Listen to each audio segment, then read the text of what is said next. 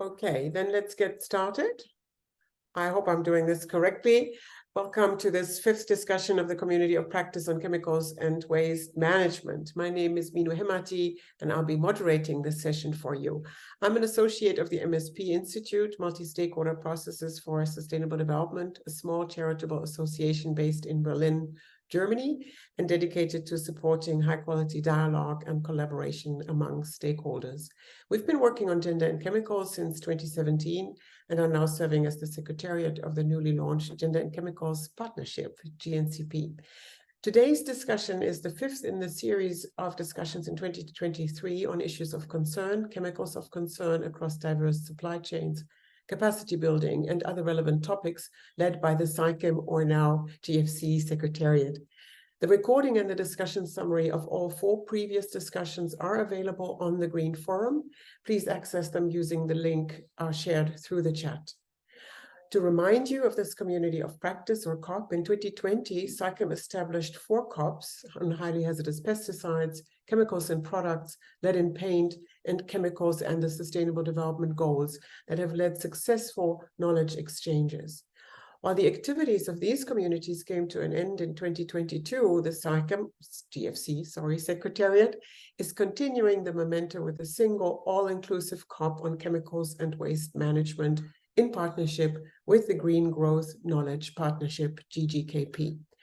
The Chemicals and Waste Management Community of Practice, or COP, has been established on the Green Forum to host ongoing active knowledge exchange before, during, and after these discussion sessions. So check this out. So let's dive into today's discussion. And while we do that, please feel free to introduce yourselves in the chat room. In September 2023, about 8 weeks ago, the 5th International Conference on Chemicals Management, ICCM5, was held in Bonn, Germany. After 8 years of discussion on the future of the strategic approach to international chemicals management, SAICM, the conference set a new course in global chemicals and waste management. It adopted the global framework on chemicals for a planet free of harm from chemicals and waste, the high-level Bonn Declaration for a planet free of harm from chemical and waste, a set of other conference resolutions focused on the implementation of the framework, including a specific resolution on gender. Gender was very much an issue at ICCM5, and gender equality is now one principle of the global framework on chemicals. Gender considerations are included into targets, which means that in the future, gender equality will have to be considered in the implementation of the framework. Language on gender has also been included in the Bonn Declaration, stating that, and I quote, "Chemicals often have impacts on human health, particularly that of women and children. Gender equality can support the sound management of chemicals and waste," end of quote.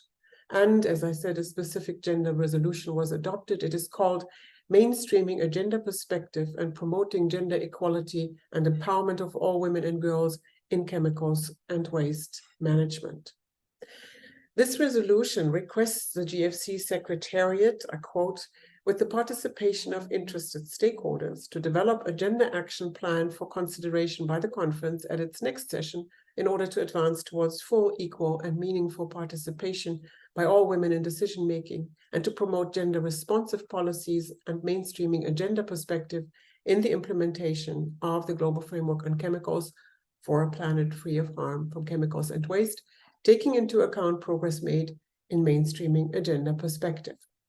So ICCM 6 will be held in 3 years' time in 2026, and until then, there should be a gender action plan ready for consideration and adoption at the conference. The resolution also encourages all stakeholders to support interim actions until then, so we're not supposed to just develop the gender action plan and otherwise twiddle our thumbs. We're all encouraged to engage in activities such as developing national gender action plans and other actions to promote gender equality. I recommend having a look at the very brief and concise resolution that was adopted, because it does encourage every stakeholder to engage in partnerships, develop and share tools, encourage data collection and research. So there's been quite a momentum on gender at ICCM5, and many of us are busy maintaining it and getting to work on implementing. Today's community of practice discussion aims to further this momentum by focusing on sharing case studies and practical experiences in integrating gender considerations into chemicals and waste management. Participants from various stakeholder groups are here to exchange insights and strategies and explore effective methods for advancing gender mainstreaming for a more inclusive and gender-responsive framework and policies in chemicals and waste management. I may also add that we're building a bit on a recent webinar organized by MSP Institute and held, I think, last week on November 22. And we looked at some of the gender-related ICCM5 outcomes and experiences with gender action plans in other UN convention processes and gender-related work done previously by the SAICM Secretariat. Today, we're happy to welcome 3 distinguished presenters to share their expertise and engage in discussion with you. We have Karen de Brouwer-Vasquez, Director of Financing for Development, Technologies and International Control of Hazardous Chemicals, Mexican Ministry of Foreign Affairs. She will present Mexico's experience with feminist foreign policy and gender action plans and what we might learn from them for the global framework on chemicals work on gender.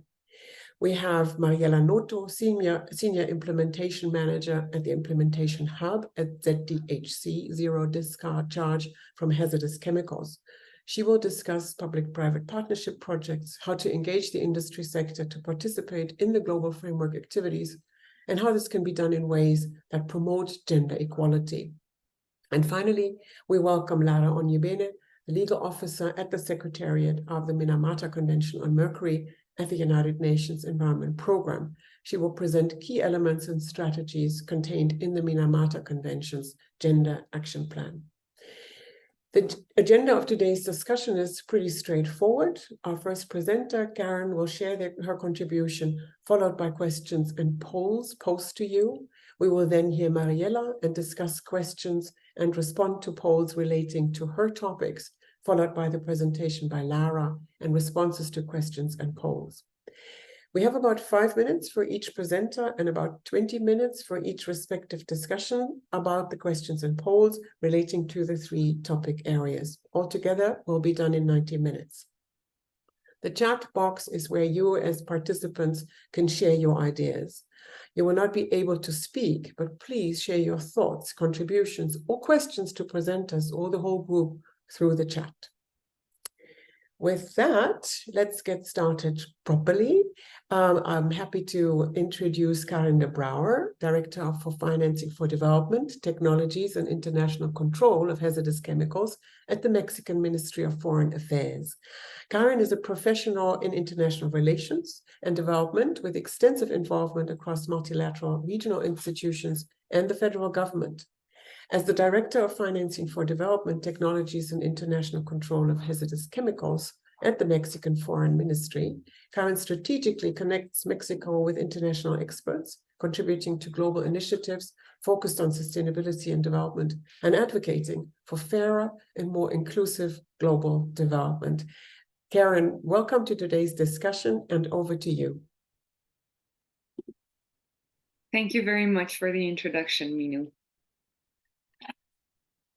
I'm very happy to be here with everyone, and it is a pleasure for me to share a bit of what Mexico has done as we move forward to building this robust and ambitious gender action plan on chemicals management.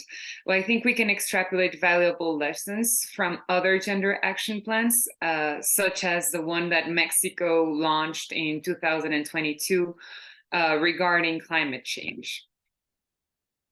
I will now share my screen, if that's all right.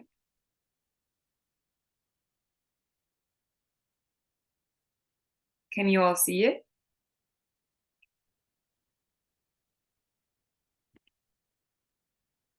Yes.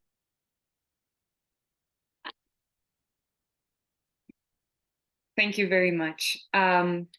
Well, first of all, allow me to begin by saying that the issue of gender justice and gender equality is an issue that is very near and dear to Mexico's foreign policy and to the general ethos of our administration.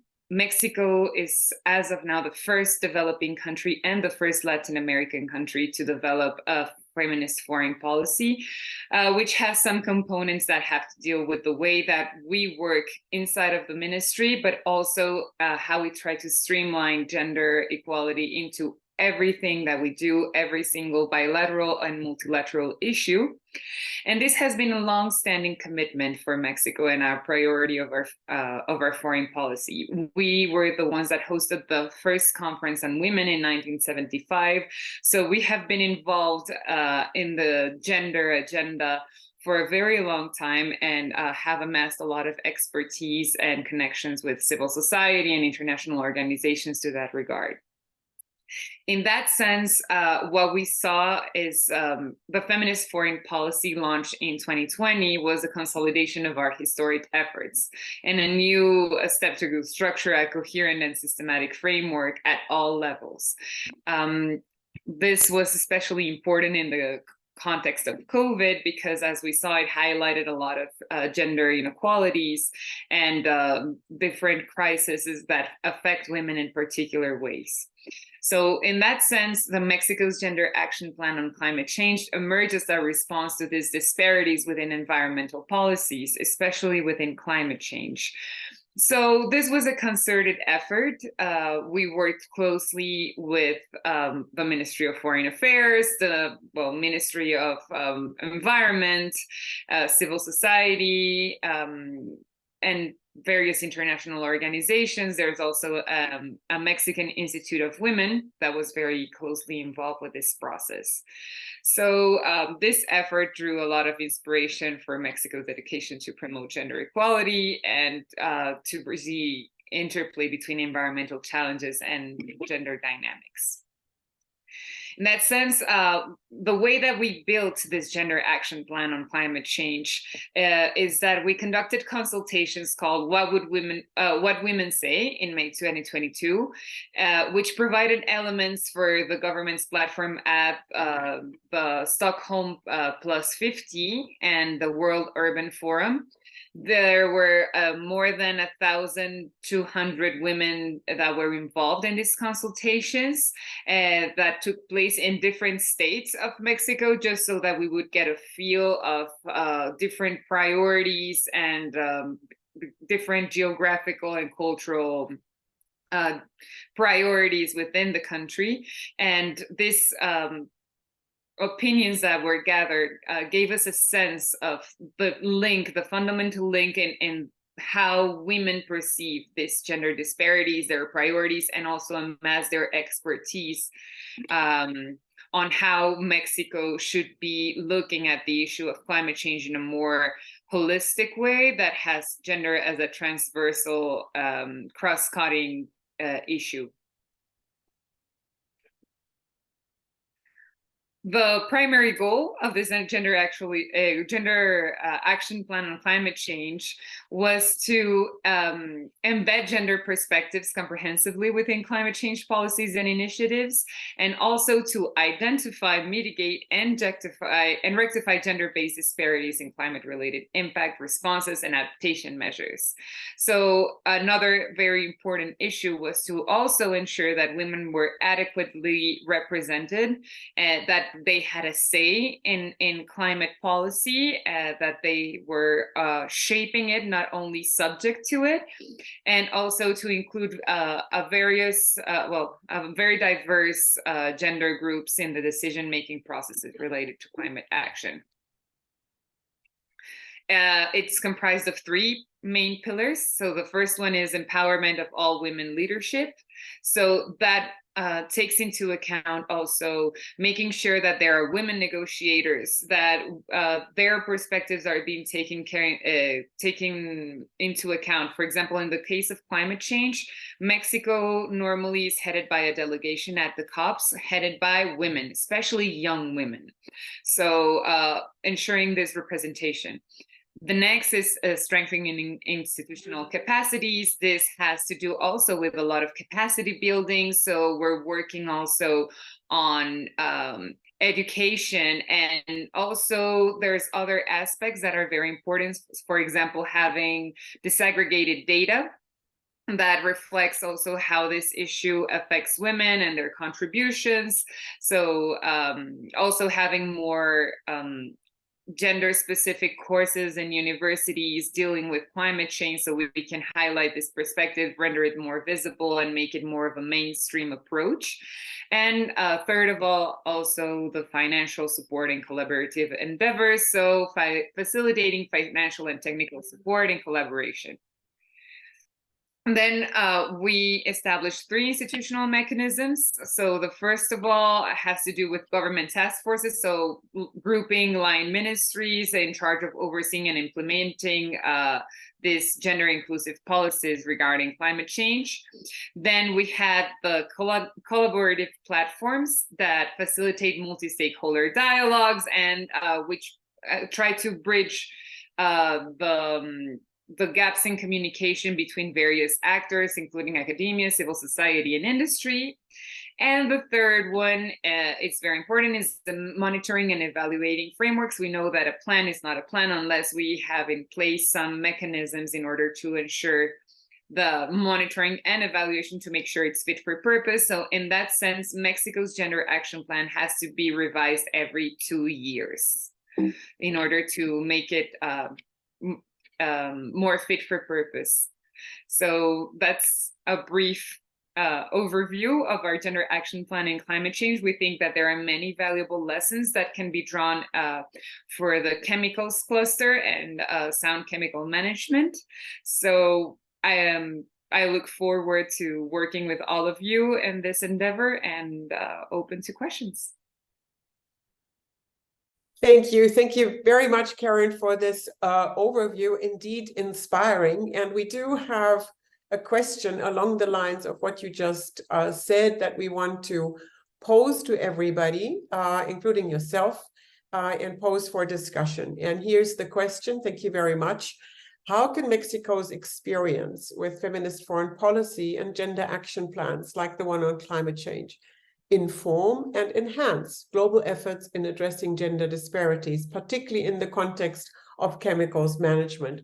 So participants, please feel free to share your thoughts on this question. What is it that we can and should indeed pick up and learn from Mexico's experience? So I open the discussion and invite you to comment in the chat on this question. And I'm wondering if, while people get ready to do this, if I may jump in with one follow-up question to Karen. I know I'm probably not supposed to, but it's a short one. And that is, Karen, you mentioned that you see to it that your delegations at the climate COPs, at the climate conferences, are led by young women. What's the responses you get? Any backlash? None at all. We have also a team of very consolidated experts. Our director general, who is a woman, has made it a priority because we think that a feminist foreign policy is something that needs to be visible. So how do we make it visible? By having women at the forefront. So we also work with a number of civil society organizations and international organizations. So we have a program called Operation COP that trains them. So there is an exam that young women need to take. They are chosen, and then they follow a rigorous 1-year course with a lot of workshops in order to train them to be excellent negotiators. So people are actually very surprised whenever we come because they look very young, but they're extremely well prepared, ambitious, and I think it's a marvelous way of showcasing what's really important to us and giving a voice to future generations, but especially women. So far the response has been overwhelmingly positive. Thank you very much for this background information. I'm probably wondering if that wouldn't also be a good idea for ICCM6 and as many delegations as possible. So I'd just like to invite participants again to look at this question and share your thoughts. How can Mexico's experience with feminist foreign policy and gender action plans inform and enhance global efforts in addressing gender disparities, particularly in our context today, the context of chemicals management? And I see that some of these Adetona was commenting that in Africa, you have to be careful with the word feminist. This is a little bit the background of my question as well before. I think we might start seeing that in Germany as well, that feminist is regarded maybe as too radical. But while people gather their thoughts to share their thoughts to this question in the chat, we've also prepared some quick polls that might be easy to respond to. And maybe we could have the first poll. So this is something that you answer just by clicking on the answer that you might find most important. This is a single choice question. And the question you see here is, which aspect of Mexico's gender action plans do you find most adaptable for global application in chemicals management? So what's the one that we should really pick from Mexico's experience? I believe Gayan will leave this on for a few minutes for you to respond, and then later on we can have a look at the results. So if you want to comment on what in Mexico's gender action plans is the thing that we should really copy, please answer the poll. Thank you very much. I'm also wondering, to get the discussion going, maybe I can turn to Karen again while people are gathering their thoughts. And actually, if you look at the results of ICCM 5 and what is supposed to be developed until ICCM 6, and the other actions that stakeholders are invited to take, what is it that you would recommend that we learn from Mexico's experience that you just described? I think it is very important, and I think that we are working also on this streamlining gender considerations into this chemicals agenda. I think there are other supporting processes that are very important as well to make sure it's fit for purpose and it actually furthers gender equality in this regard. And I think it would be to have all this supporting infrastructure, so having these institutional mechanisms in place that also are a very inclusive process, that are also women-led, and I would also recommend also the issue of capacity building and data. We cannot advance what we can't measure, so having disaggregated data and having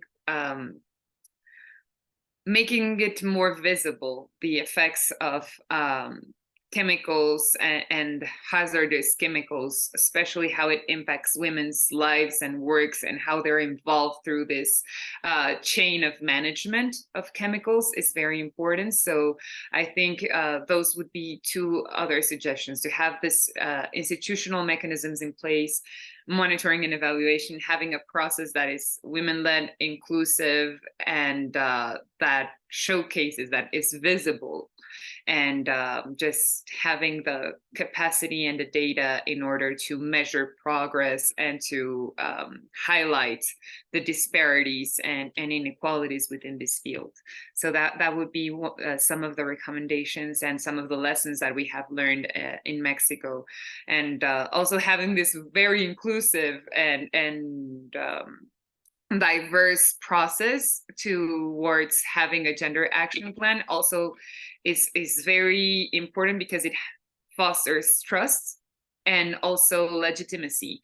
Actors, when they're involved, it fosters buy-in and responsibility. So we all feel like this is a collective shared endeavor. So it increases the chances of it being more ambitious and impactful.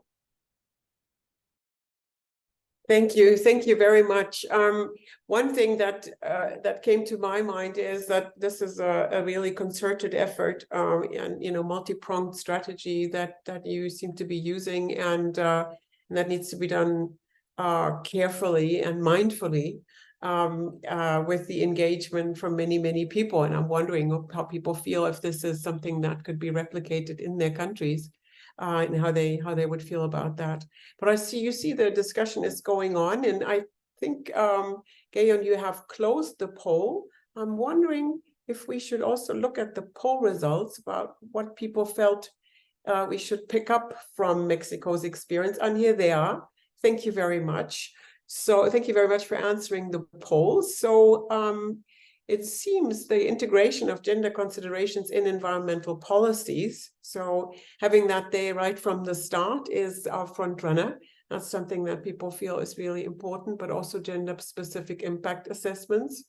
And then a little lower, the focus gender equality targets and indicators, as you were saying, measuring, otherwise we can't observe and manage, and the inclusivity of the policy-making process. Particularly impressive that you also work in the districts and the regions. So thank you very much also for this result. Also, the poll result will be included in the report from this meeting. So I'm wondering if there's anything else in the chat, Karin, that you would like to pick out, also to respond to. And Mariella, yes, you asked here, and I can only say yes, please feel free to join the discussion with all participants. And Karen can also pick out again, if you want to, anything that you would like to respond to. So we have responses from Zambia, from Bangladesh, from around the world. Thank you very much, Minu. I'm just looking at the questions real quick. For example, the monitoring of the progress, as I said, it's every 2 years that we review how accurately it responds to actual challenges and how it is furthering gender equality.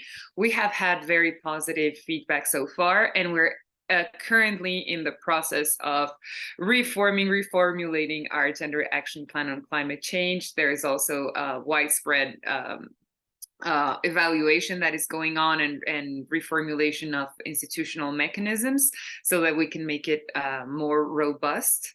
And also, yes, the engaging civil society actors, they're very involved within the policymaking process, and we also have the delegation of women, also includes actors from civil society. That is also very important for us to give them a voice. And also when it comes to international negotiations, Mexico also always tries to include the perspective of indigenous peoples, so in this case indigenous women. And what else? And I really love the idea of Michael Musenga of including also city mayors. I think local governments are a very practical and very good allies in this process, and engaging with women who are in these positions of leadership should be something that we consider more explicitly in further iterations of the plan. So I think those are the questions that I see now. So thank you very much. Thank you. Thanks very much, Karen. And I would also want to underline the importance of local leaders to be represented. I think in the climate process, this led to local governments and other local leaders to be a really strong constituency and contributing enormously. So that's something maybe the Global Framework on Chemicals could also pick up. Because somebody was mentioning this, this maybe backlash or resistance to the term chemical feminists before, I was wondering if we could have the second poll, because this is around challenges. Here it is. So the second poll question to you is, what do you see as the biggest challenge in implementing feminist policies in environmental governance, like chemicals management, at a national level? So you have here from cultural barriers to lack of political will and others. So feel free to also put in your own thoughts under others. And Gayon will also keep this poll active for a few minutes before we close this section. We'll have a look at these poll results, because it's very important for us to understand the challenges, of course, to be able to design the interventions accordingly and make sure that we take everybody along when we do gender responsive chemicals management and policy making. So, Gayan, Gayan, let me know when you're closing the poll, and I'd just like to invite people again to share their thoughts in the chat. All of this will be part of the summary of the session, and the session will certainly be a fundament for developing the gender action plan for the new global framework on chemicals.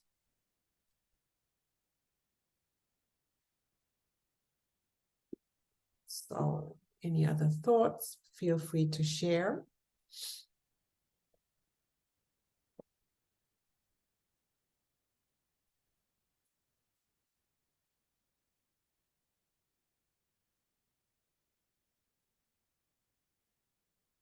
Yes, Clara, I think you're right. The answer depends on where you're coming from or where you're working. In terms of regions, I assume, and in terms of stakeholder groups and your roles in our respective roles in this process. Maybe, Clara, you can specify what you mean by where you're coming from and where you're working a little bit more, because I know Women in Europe, Women Engaged for a Common Future has a lot of experience in various parts of the world. So thanks very much.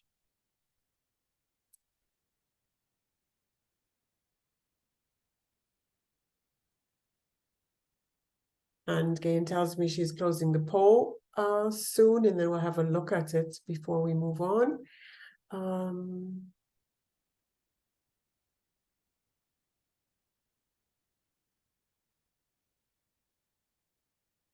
Yeah, Mariella, I like your suggestion. I think this is indeed something that we should pick up in the Gender and Chemicals Partnership and maybe be part of the knowledge platform that the Gender and Chemicals Partnership will want to develop. It's not only going to be about gender and chemicals directly, but also about these kinds of experiences, what processes have been successfully used to develop gender responsiveness in policy making and in implementation. So thanks very much for that suggestion. And I see that Gayan has closed the poll, and also my job is to look at the clock. So if possible, maybe as a last bit, we could see the results. Thank you very much, Gayan.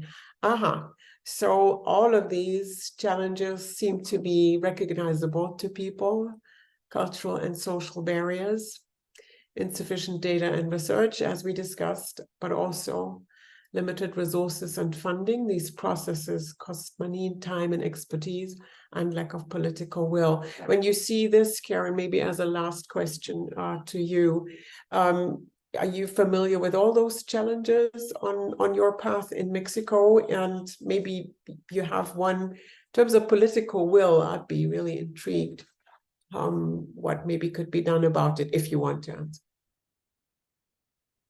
answer. Yes, thank you very much, Minu.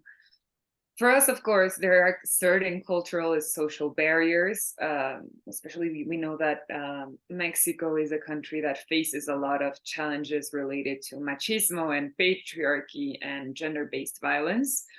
However, the government, there is a tradition. So I think the lack of political will was not really an issue because as I shared since the beginning of our presentation, Mexico has had this long-standing conviction, especially regarding feminist foreign policy. So what we decided to do is we recognize that there are a lot of challenges towards advancing gender equality inside of our country. There's a lot of things that need to be done. However, feminist foreign policy was a low-hanging fruit that already had the political will and that we saw as an opportunity to advance things in the multilateral and international sphere that may then reverberate and have effects towards gender equality inside the country. So we just took advantage of the fact that our foreign policy and our MFA had a long-standing tradition. So it was really easy and to convince people of the need of having a feminist foreign policy and just seeing it as a way to also touch down and create effects that would further gender equality nationally. So that was our experience. And however, we did have more of issues of the limited resources and funding and also the insufficient data and research. However, we have a very, very vibrant, active civil society. that has been very helpful in trying to implement some of the lines of action and to identify the gaps. So we were very supported by civil society and academia in this regard. So yes, and well, seeing the limited resources and funding, also working with multilateral organizations, international organizations that also helped us bridge this funding gap in order to implement a feminist foreign policy and the gender action plans more specifically as a part of our feminist foreign policy. I don't know, I hope just explaining how in a country that has this contrast, how we manage to operationalize a feminist foreign policy and gender action plans can prove helpful for some of your countries that would be interested in exploring similar pathways. Thank you. Thank you very much, Karen, for discussing here, answering questions, sharing your experience, and also engaging in the chat, everything all at once. Thank you very much for your contributions. Also, you probably have seen that Maru responded to the question by Mariela about exchanges on feminist foreign policy. There is a platform, and Mexico will host the third conference in 2024. If there is a website already or somewhere where we can learn more about that, Maru, we'd be grateful if you could share that in the chat so we can all go to Mexico next year to learn more. Thank you very much for this contribution, for openly sharing your experiences and what has worked. Thanks very much to Mexico. I would like to now pull the discussion to Mariela Noto. Introduced her earlier, introduce her properly now. Mariela Noto is the Senior Implementation Manager at the Implementation Hub as ZDHC, Zero Discharge from Hazardous Chemicals, a wide network and institution foundation, actually formerly working in the textiles and leather industries. As Senior Implementation Manager, Mariela is leading the ZDHC Academy and managing the evolution of the educational platform. She's driving capacity building worldwide and ZDHC implementation projects across the Benelux countries and in Africa.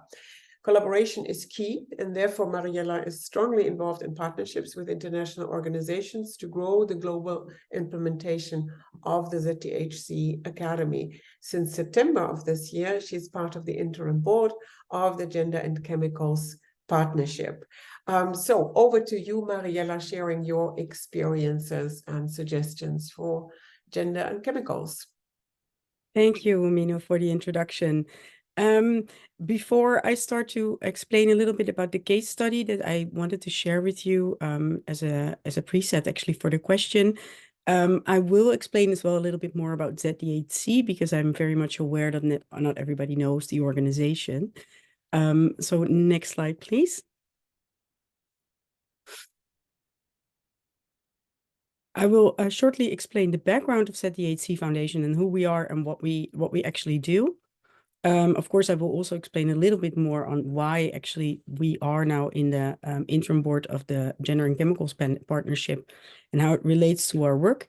And then before we go to the discussion and the question, I will tell a little bit more about a case study that we're currently setting up in Southern Africa around the topic of eliminating hazardous chemicals from the textile industry and how that also relates to the topic that we are discussing here today. And how it all interlinks together. Next slide. So I'm going to keep it relatively short because I don't want us to rush out of time in relation to the discussion in the chat because that's most important. But who are we? The ZDHC Foundation is a multi-stakeholder initiative that was initiated in 2011 when a lot of big fashion brands were attacked by NGOs because they were still using hazardous chemicals in their supply chain. And the NGOs found by testing wastewater and by testing also end products that a lot of hazardous chemical components were still in the wastewater and on the end products. So they rang the alarm bell, and a couple of brands came together within the industry and started the initiative to do research and to find tools and develop guidelines to eliminate hazardous chemicals from intentional use within their supply chain. That was not something that they could do by themselves, because it's, of course, a huge task to actually work on something like that. Because as some already said in the chat, it's something global, it's happening everywhere, and it has to do with a lot of different parts within the industry and how humans also behave. But in the end, after a couple of years, the organization went from a brand-driven initiative to an industry program, who is now led by an administration. So it's not only brand-driven anymore, and it includes, next to the brands and the retailers, also suppliers, the chemical industry who develops the chemicals, solution providers, and other like-minded organizations. And we now have around 320 signatories. However, one thing that is missing is often the link to the governments and to the countries where we are specifically working in. So it's still very much within the industry sector that things are being discussed and developed. Our mission and vision, a world in which better chemistry leads to the protection of life, land, air, and water. And we hope to do that as well by working together with our global value chain and to achieve the highest standards on chemical management. Next slide, please. Now, how does that actually work within our program? We, instead of what was done often in the past within the textile industry, looking at the end product, so only at the thing that we wear, and test that product for hazardous chemicals, we developed an approach that is looking at the whole value chain and all the, basically all the elements, the pillars within the value chain and the processing of clothing. That means that we look at the input chemistry, so the procurement of chemicals on the ground by the textile facilities. We look at how they process those chemicals during the production and how they manage them. And we look at the output side. So if these chemicals are procured and used, what then is still to be found in the wastewater? So can we still detect hazardous chemicals in wastewater, and to which limits? And what can we do to prevent that by changing, for instance, the input side, the procurement of the chemicals?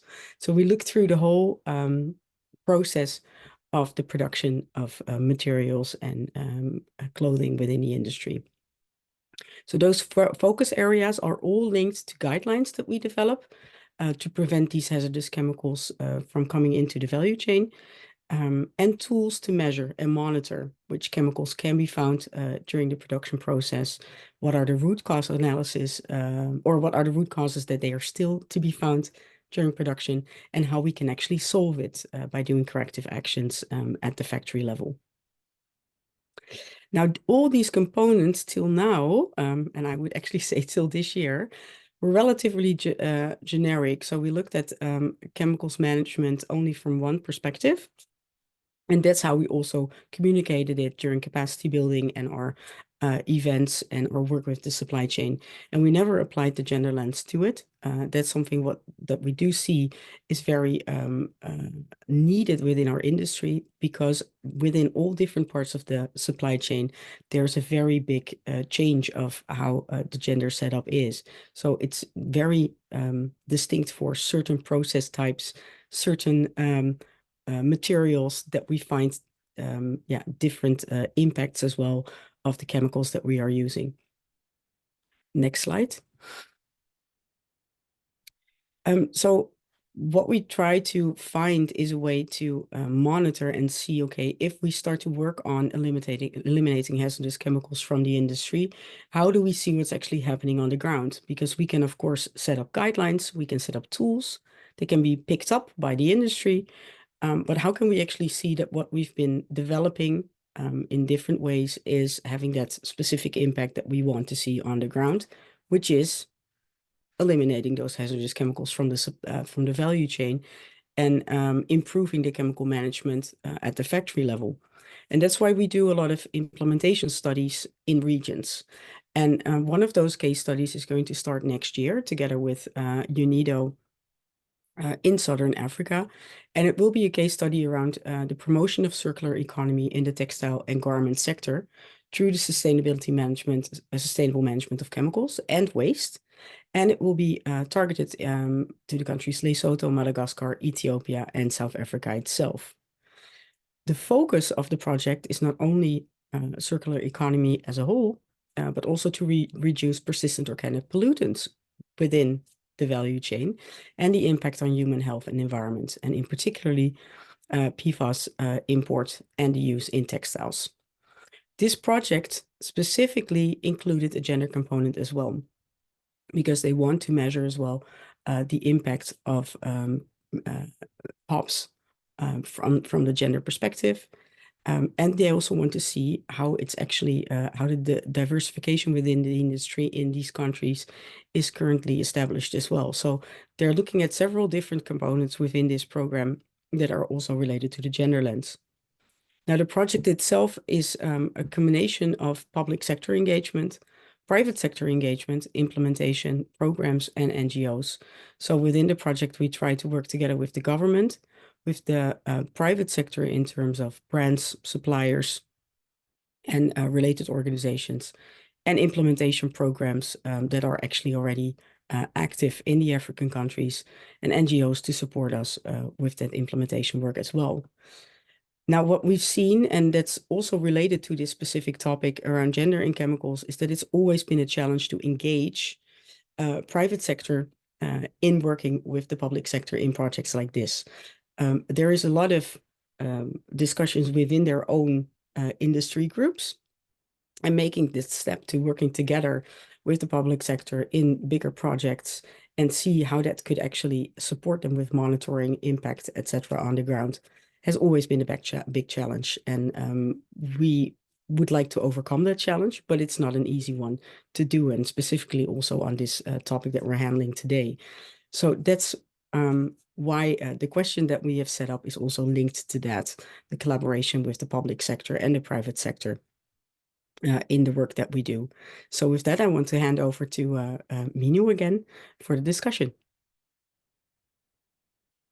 Thank you. Thank you very much, Mariella, for giving us a bit of an idea of what ZDHC is about and what you have learned and what you are now embarking on. And I also just wanted to say thank you that you're doing this today, despite the fact that your voice is nearly gone.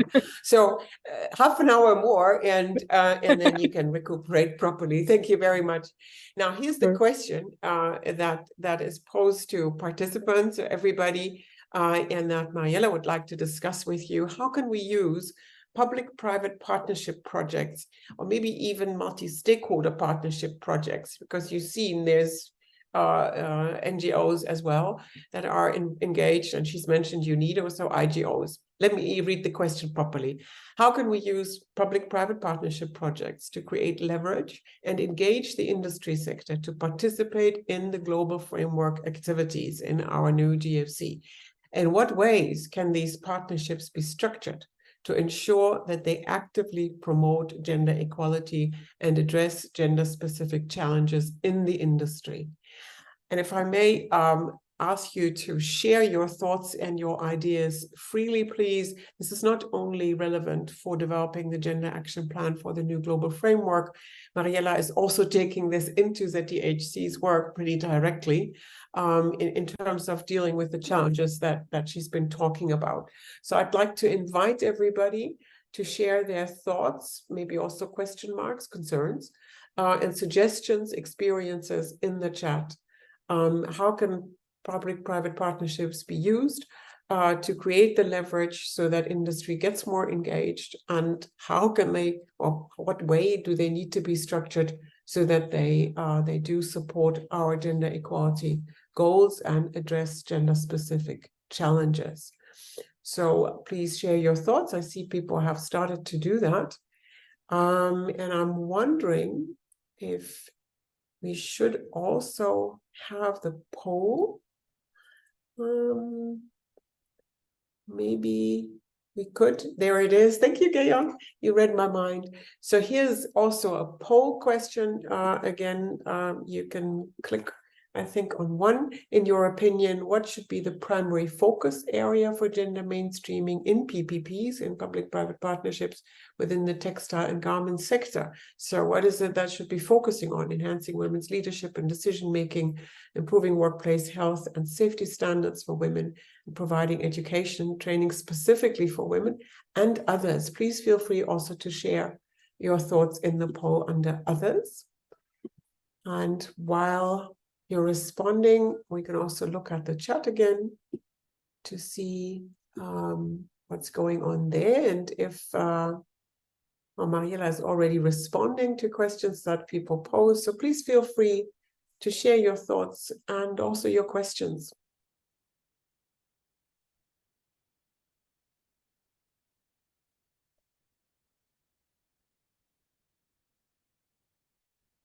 And if Mariela, if you want to respond to questions in the chat, please go ahead. You can also speak. And I also want to encourage everybody else to answer your colleagues' questions. But Mariela, you raised your hand. Over to you.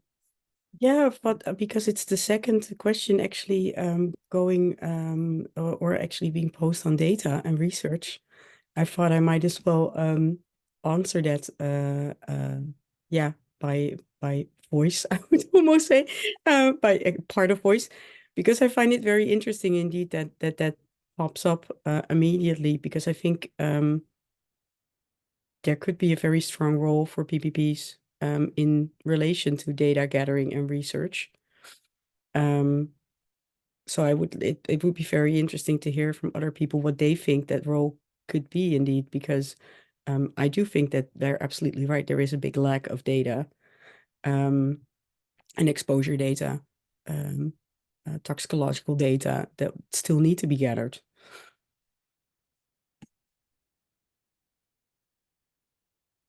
Thank you. Thank you very much. Gayan tells me the poll is closing soon, and maybe we could also then have a look at the results. Thank you very much. And there's responses also to the question. Thank you very much for sharing your thoughts, everybody. Thank you. Thanks.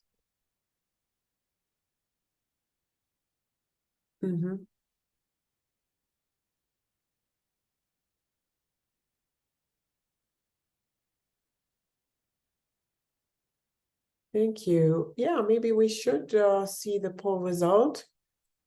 Thank you very much for providing this. Thank you, Gayon. Here we are. So the question was around the primary focus area for gender mainstreaming in PPPs within this sector, textiles and garments. And you see that improving workplace health and safety standards for women is at the top here. So that also, I'm assuming people feel that's the biggest gap.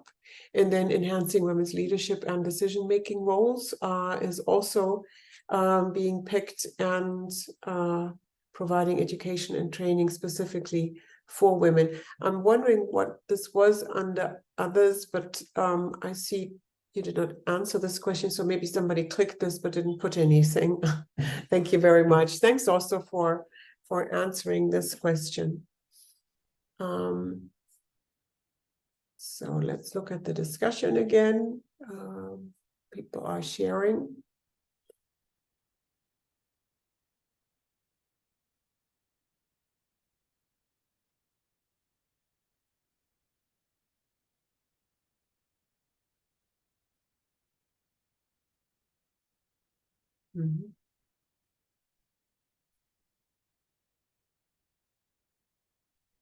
Yeah, one thing that strikes me is Sherika's comment on holistically, and you said interlinked. So, Mariela, you mentioned, that this kind of multiple stakeholders working together, people who don't necessarily know each other and come from very different worlds.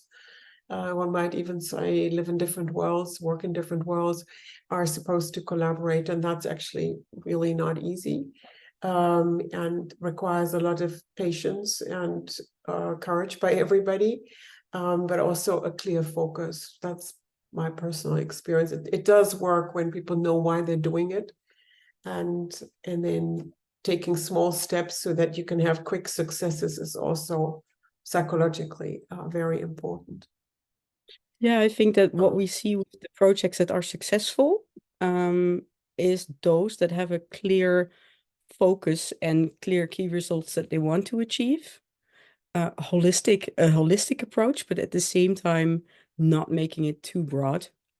Because what you can do indeed with these types of programs is that you try to take all those elements that are currently almost, too popular in relation to climate and gender and chemicals management. You just put them all in a project and you try to create results.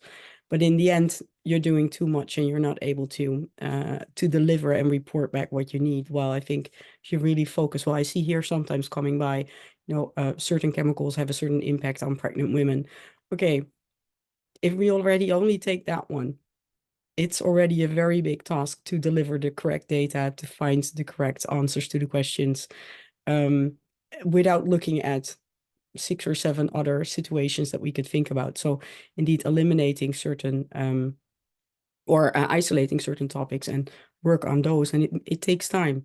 But each program can build on another program, and each project can build on a second phase or a third phase, and be an example for future studies. So I think that targeted and focused approach, without losing sight of being holistic and look at all the different areas within implementation, is very important. Yeah.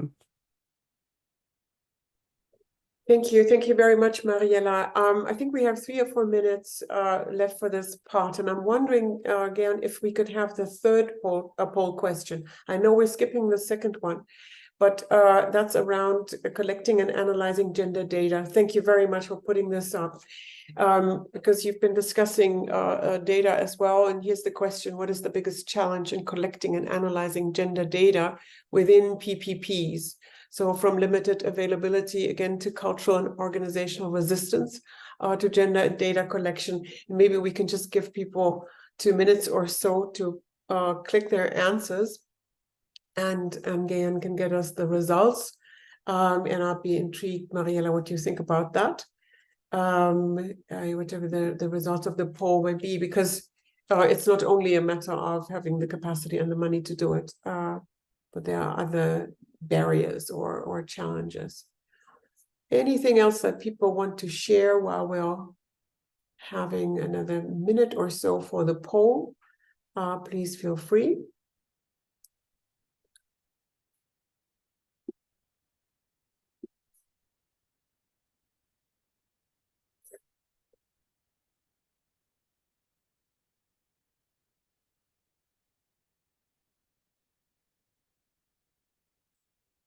Okay.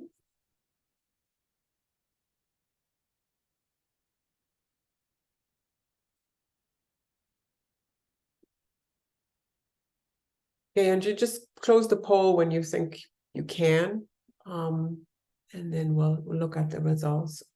And while we're doing that, just like to invite you again to share thoughts in terms of partnerships and the industry engagement,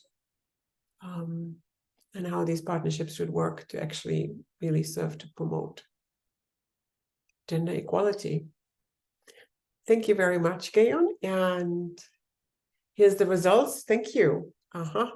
So the cultural and organizational resistance, people don't feel is an important one, or one that they feel is actually a challenge often, but insufficient focus on gender metrics in project reporting. It needs to be part of what is demanded.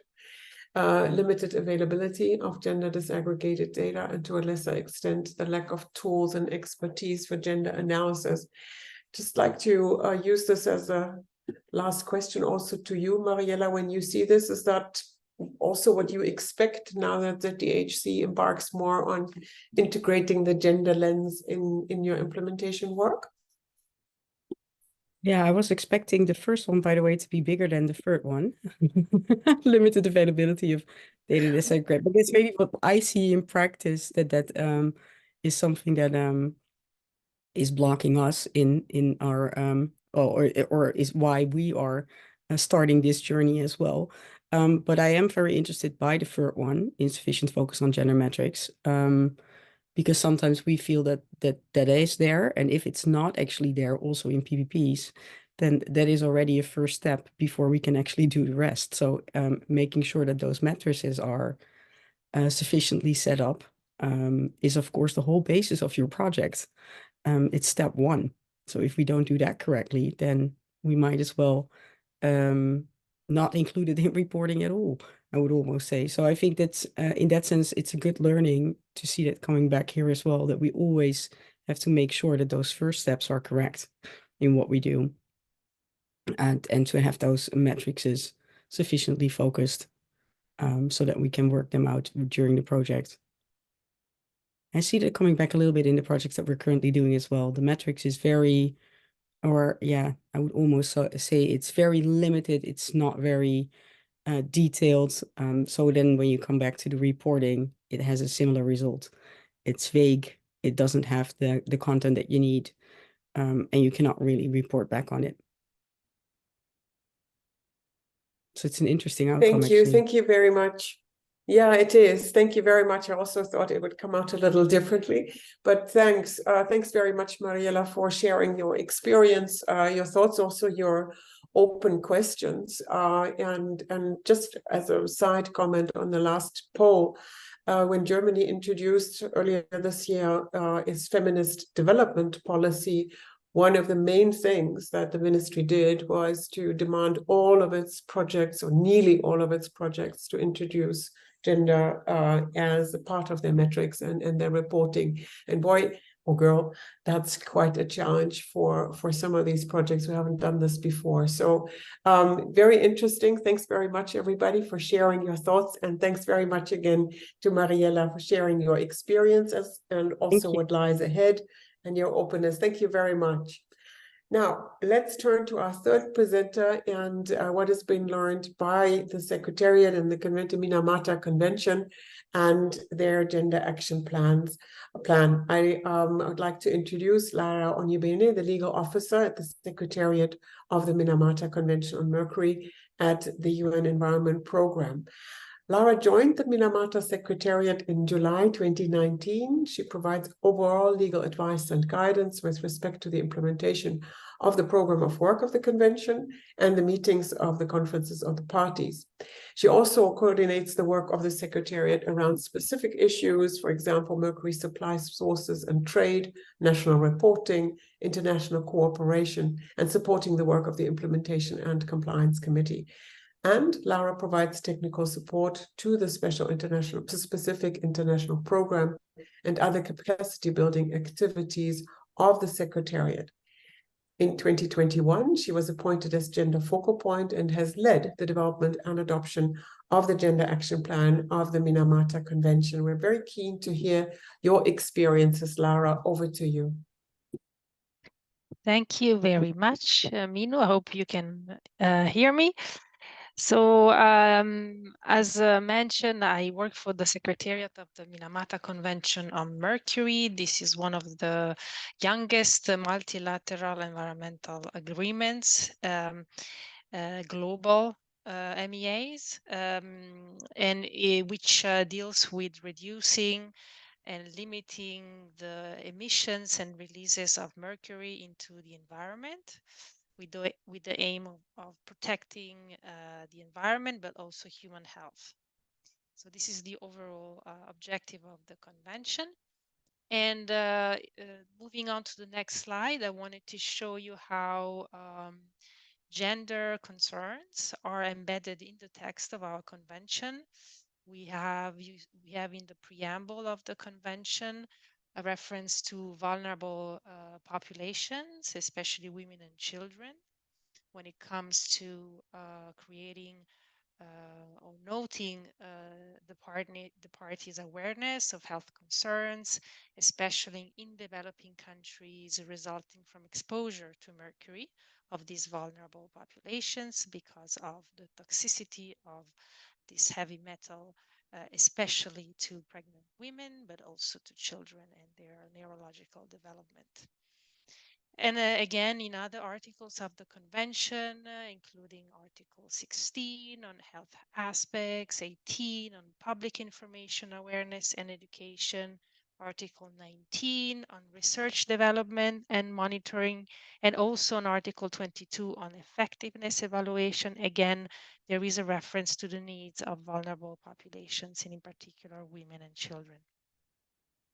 And then again, in our Annex C to the convention, which relates to the development of national action plans on artisanal and small-scale gold mining, which is one of the biggest emitters of mercury into the environment, where mercury is used to separate mercury from gold from ore. So this is where most of the emissions of mercury into the environment come from the ASGM sector. So parties are to develop, if they determine that the use of mercury in the ASGM sector is more than insignificant, they need to develop national action plans.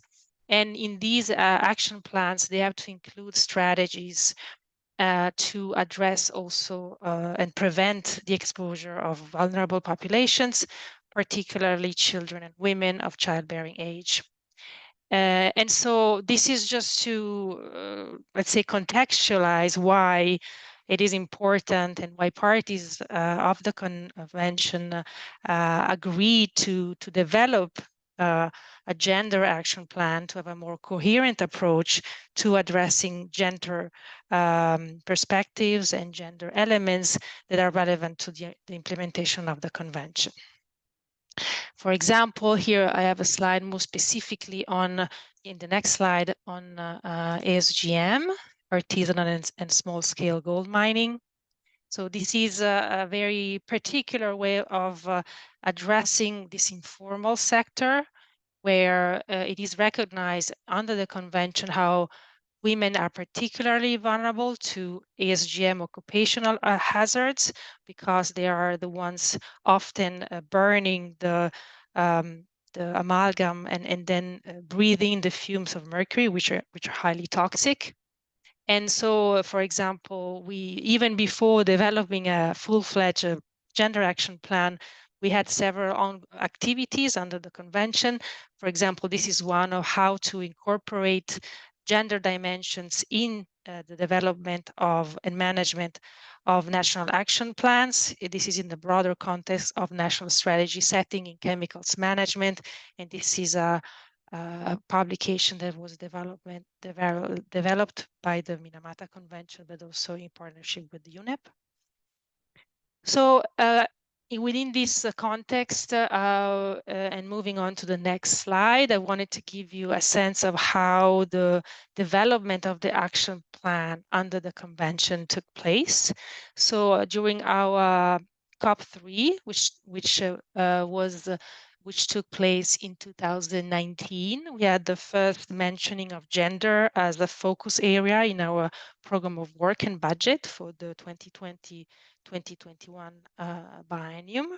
And here we had the first request to the Secretariat to develop a gender strategy, which we did, and we presented such what we call gender roadmap to the following COP, COP4. This gender roadmap called for a number of priority actions to be undertaken by the Secretariat, and one of them was the development of a full gender action plan.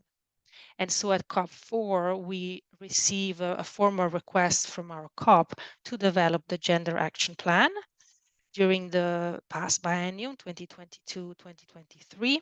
And then we presented the gender action plan last month at our COP5 here in Geneva, and this is where it was adopted. And so since then, we have a gender action plan for the convention. So moving on to the next slide, I will give you a bit more of a, try and give you an overview of what was in the gender roadmap, which was the document that preceded the adoption of the gender action plan. So before starting with the development of an action plan, we did this roadmap that was based on an analysis of current initiatives undertaken by other multilateral environmental agreements and other UN bodies in the field of gender, to situate also our convention into a broader perspective. and then identify priority actions that could be undertaken by the Secretariat.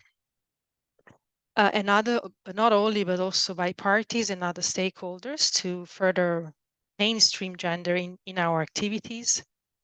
And then 2 top priorities were identified. First, the appointment of a gender focal point within the Secretariat, and then the development of a gender action plan with concrete indicators, measures of progress, and targets.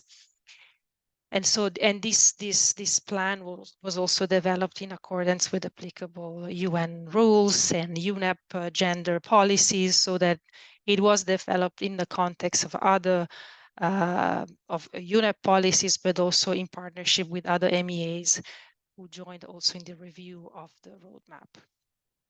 Now, moving on to the next slide, please. So when at COP4 the roadmap was adopted, and we did the decision to develop a gender action plan, the Secretariat started some intersessional work to develop the gender action plan. This started with the organization of online consultations for parties, but also for other stakeholders. This was done between the months of September and November last year. And this is where, for the first time, the draft gender action plan prepared by the Secretariat was presented to parties and stakeholders for input. So in order to identify participants for these consultations, the Secretariat issued a call for nominations to participate in this consultative process. And this is where parties nominated their gender experts, let's say, to contribute to the process. We received a number of nominations from countries. I've listed them here.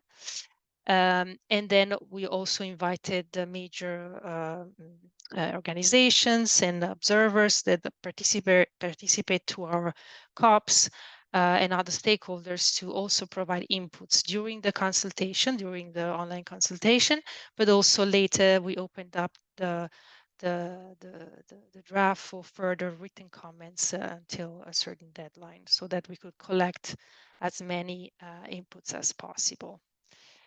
We had online consultation, maybe a little note, because we didn't actually have funding to organize in-person consultations. So we organized these less costly consultations. But obviously, if in-person consultations are possible, they're also a much better way to engage. Then moving on to the next slide, please. So here, it's just to give you a sense of why we developed a plan and what are the main features of the plan. So the action plan is a blueprint for actions, which includes targets and indicators of progress to promote gender equality and mainstreaming within the Secretariat, but also within all activities undertaken by partners, by parties, and by other stakeholders in implementing the convention. So it's a blueprint, meaning there is no, it's not a binding document, or it's not a binding agreement, but it does provide a mapping of what kind of activities can and should be undertaken under different categories to implement and to mainstream gender into the implementation of the convention. So it also identifies both enabling conditions and also specific policy and programmatic steps needed to mainstream gender and to work effectively towards gender equality and the empowerment of women and girls in all activities under the purview of the convention. So we have 3 overarching objectives, which are to increase the effectiveness of the convention by mainstreaming gender, to provide guidance to parties and partners in bringing a gender lens in their work, research, and evidence gathering and public awareness activities, and also to provide a framework that makes visible the benefits of gender mainstreaming. to all Minamata Convention actors. Next slide, please. I will briefly speak about the expected outcomes of this plan. So first of all, one expected outcome will be for stakeholders, partners, and parties to the convention to develop capacity to design and implement gender-sensitive, gender-responsive plans and programs under the convention. Also to give women and girls, and especially members of indigenous communities which are involved in ASGM, in the ASGM sector, equal opportunities for meaningful participation in developing programs, national action plans, and policies to achieve the goals of the convention. Also, to achieve economic empowerment initiatives, or to implement such kind of initiatives that aim at reducing or eliminate dangerous use and exposure to mercury, equally for men and women. And also, as projects and parties increasingly incorporate gender awareness in their activities, there will be an ongoing systematic knowledge building and sharing on gender dimensions of human exposures to mercury and mercury compounds. And then finally, my last slide, please. Moving on about the implementation of the plan. As I mentioned, the plan has just been adopted by our COP, so we are now slowly moving into the implementation. It is organized in two main sections. There is a plan for the Secretariat, so with specific actions to be implemented, carried out by the Secretariat, and then a second part is for parties and other stakeholders with specific activities and actions to be undertaken by them. So there are two separate parts of the plan. Also considering that the long-term objectives that I mentioned, and also the limited resources available for the implementation of the plan. The plan, the Gender Action Plan, does not include any specific timelines or deadlines. Instead, the suggested approach for implementation is to identify a list of activities within the plan that could be carried out during each biennium, so between the COPs, and to integrate those activities into the program of work and budget as adopted by the COP. This is to allow for activities to be budgeted, to have a specific way to implement and to attract resources for their implementation. And this will be, every COP will then propose a new list of activities based on the progress on implementing the previous ones. And in that way, hopefully we will gather the sufficient resources to progressively implement most of the activities listed in the plan. So it's a progressive implementation of the plan, hand in hand with the approved budget, basically. That's the idea. So I will stop here, and then maybe I'll open the floor for comments. And I've seen messages popping up in the chat, so but I haven't read them. So yes, I am available now. I will read them. Thank you. Thank you very much, Lara, for your presentation and for sharing also the history and the step-by-step that that was taken in the Minamata process to come to this gender action plan and what you're expecting now. You're right in the middle of it, having just adopted it. There's one question that struck me, which I think maybe you could speak to from Sonkura Adetona. Can you note the criteria of the selection of these countries, please? I believe you Yes. showed a slide when saying, you know, these countries nominated representatives. So that seems to be something that people are interested in. If you could explain this again. Yes, this is actually a very good point, and there is a lesson learned around this nomination process. What we decided to do was to issue this call for nomination through our national focal points. So the convention has one of the articles of the convention requires party to designate national focal points. who are supposed to channel all information coming from the secretariat to parties and vice versa. Can you hear me? Yeah. So we issued this call for nomination through them, and they then circulated the call within their ministries. And so the nominations that we received from different parties were sometimes nominating experts from the Ministry of Environment or from Ministry of Health.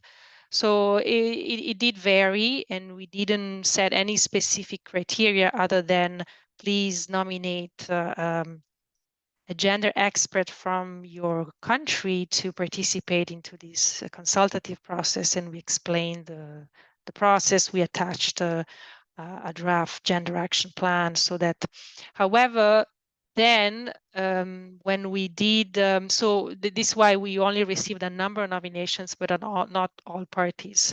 We have 144 parties, so not all of them nominated a representative.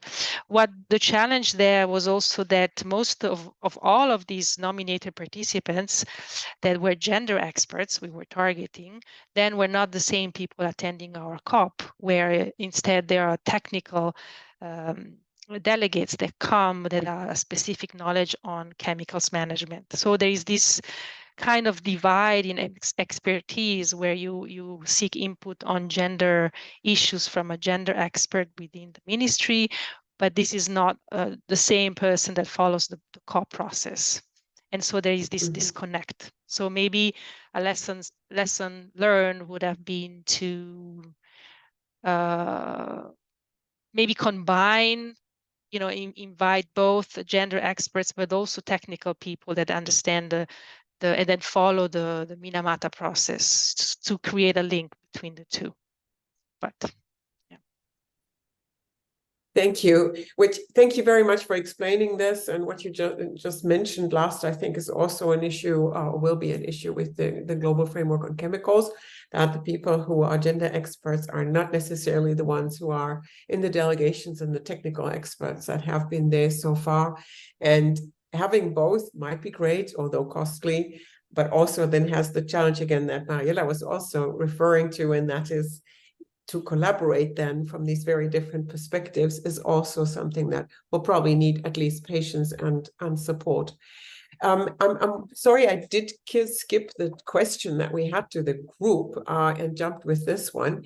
So I'd like to ask Janzi to post this one because it is really trying to look at what is it that we can need to learn for the gender action plan to be developed in the global framework. So based on the key elements and strategies presented in the Minamata Convention's gender action plan, as Lara just explained, which of these do you believe could be most effectively adopted or adapted for developing the gender action plan for the GFC? So this is the moment to say, okay, what can we learn from that for the Secretariat of the GFC to take along as they're developing their process for developing a gender action plan? How do you see these specific elements or strategies enhancing the integration of gender considerations into the GFC's policy implementation overall, particularly in the areas of stakeholder engagement, policy development, and monitoring and evaluation? Big questions, very little time. So if I could invite participants to quickly share your thoughts, listening to Lara's presentation, what is it that you would really like the GFC Secretariat and all the stakeholders that are engaged there to take along into the development of the gender action plan for the GFC? It would be great to get some of your thoughts. And while you're gathering those, I'd love to maybe have one more poll question as well. And that would be the second one, Guillaume, that we prepared. If you could post that and that's great. Here it is.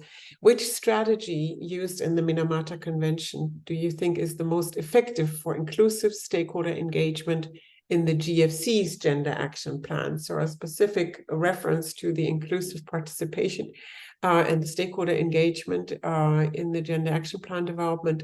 And you have some options to pick from here. So it's another opportunity to give concrete advice to the GFC Secretariat. So if you could answer that poll, that would also be highly appreciated. Thank you. And Laura, if there's anything else in the chat that you would like to respond to while people are doing that. Yeah, there's the question about the Gender Action Plan available on your website. If it is, could you share the link? Yes, well, it will soon be available. As you may know, after our COP, there was a COP5 decision on the gender mainstreaming. It will be soon available, but we're still editing, translating decisions. However, I can share with you the document that went to the COP with the action plan, which was adopted without changes. So let me put it in the chat here. So the link is you'll have the link to the actual. Thank you. The Thanks. Yeah, these plan things can without take, the decision, yeah. but the plan is available. I'll send it to you. Oh, okay, thanks very much. So that also will be of interest to people. And yes, these documents do take a bit of time.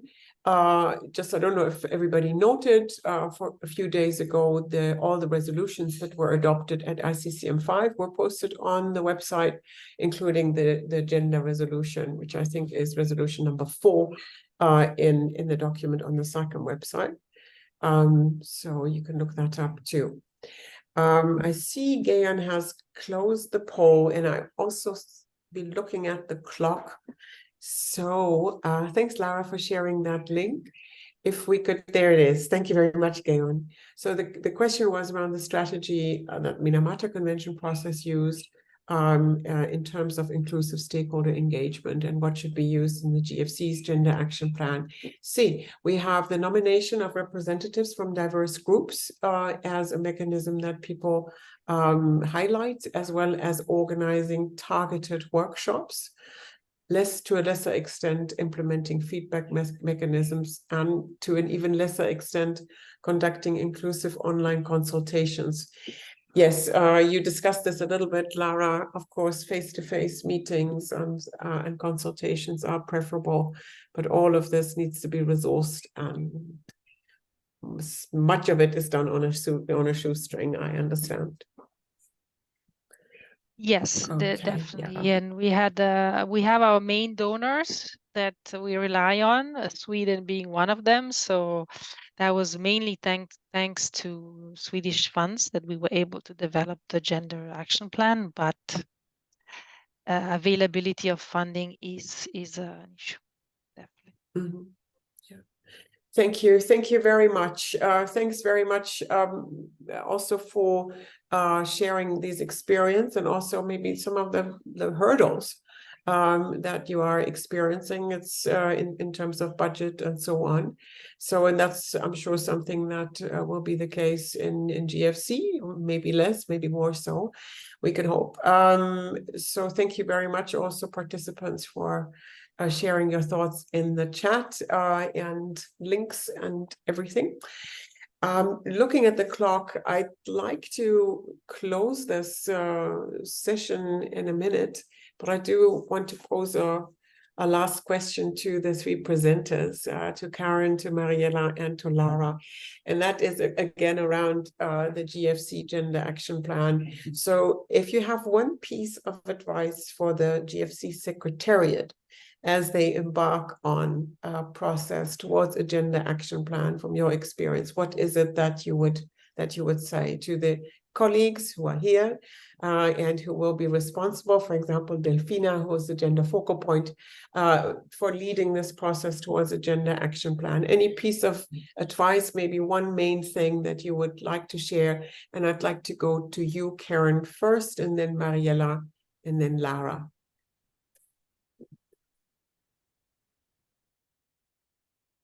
If you would unmute yourself, Karen, then... Thank you, Minu. Yes, now. I wasn't expecting to go first. I was hoping one of my colleagues, because it's difficult to draw one lesson, but I think I'm going to cheat a little and just mention 3 things that I think are very important. So first of all, feedback mechanisms. I think this evaluation and monitoring that needs data, having this streaming of gender in environmental policies that was a lot of like the most popular option in the poll. So this internal component, but also just having this leadership and women at the forefront of these policies. I think those would be the three elements that I think would be very important to include in GCF's gender action plan. Thank you. Thank you. Thank you. Thank you very much, Karen. I don't think it's cheating. It's rich. Thank you very much. But maybe, Mariella, you have one point. I do. I will just add one because I already agree with those of Karen as well. No, where we're coming from, but include all the stakeholders in the discussions that we have and in the work that we do. Because one of the things that came, also at the SciChem ICCM5 again, where is industry? Where is, if we have all on the table, then we can build on something bigger. And I think sometimes that is missing. So my advice would always be to look at who all the stakeholders are and try to really get them all around the table to get their endorsement and leverage. And yeah. Thank you. Thank you very much, Mariella. Also, I mean, leading us as a good example of being here and sharing your experience from ZTHC's perspective. Lara, one advice to the Secretariat of the GFC. Yes, maybe I know the consultative process was not very popular. Nonetheless, I think it's important to reach the next ICCM with a plan that has been consulted upon before, the meeting, and in particular to target parties or those countries where gender is a very sensitive issue. We had some parties who objected to use language on the definition of gender. Anything that is a non-binary definition of gender is sensitive in many countries, and that can really become a challenge for the adoption of the plan if the language that is used is not in line with what's acceptable for some countries which have very different legal frameworks than others. So just to pay specific attention to some countries with sensitivities on the issue. Thank you. Thank you very much, Lara, also for making this very important point and pointing to the enormous diversity that we observe around the globe of how gender is being understood and seen, and how the empowerment of women and girls is understood and seen. So that there's really no lack of diversity and breadth among different countries, parts of the world, but also among different stakeholders. With that, I hope the Secretariat will go away with some good lessons learned and some inspiration. And I also hope that all the stakeholders that we pointed out that we need for this process will indeed engage. I have no doubt that the GFC Secretariat will reach out to all the stakeholders that have been engaged in these processes, not only the GFC, but maybe the other processes that we heard about today. I wish you all the best in those endeavors, and we're certainly ready to work with you on this. Thanks to everybody who contributed, particularly our three presenters, Karen and Mariella and Lara, also the team who set this up, Gay and Janji and Delfina and others. Last but not least, to all the participants who contributed to this discussion. Thank you very much. Hope to see you again soon, either online or even better in real life. Thank you very much. Stay well, stay healthy. Bye-bye.